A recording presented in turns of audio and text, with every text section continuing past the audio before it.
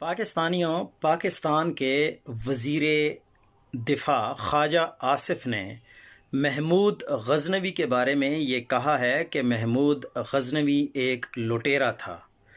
یہ ایک جاہلانہ بیان ہے۔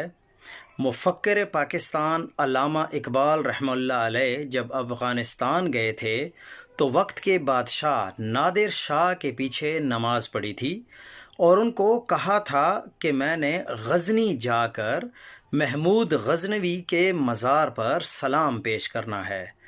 ہم نے تو پاکستان میں میزائلوں کے نام رکھے ہوئے ہیں، جیسے غزنوی میزائل، پر وہ تو ہمارا ہیرو ہے۔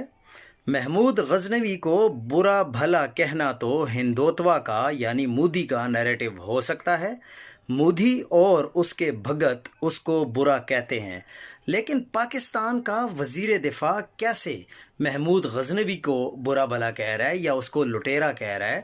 اب حیرانگی کی بات یہ ہے کہ افغانستان کی حکومت نے بھی اس بیان کو برا بھلا کہا ہے اور کہا ہے کہ ہم اس بیان کی مذمت کرتے ہیں اور ہم چاہتے ہیں کہ اس طرح کے بیانات نہ دیے جائیں، کیونکہ یہ دو طرفہ تعلقات کو خراب کرنے والی بات ہے۔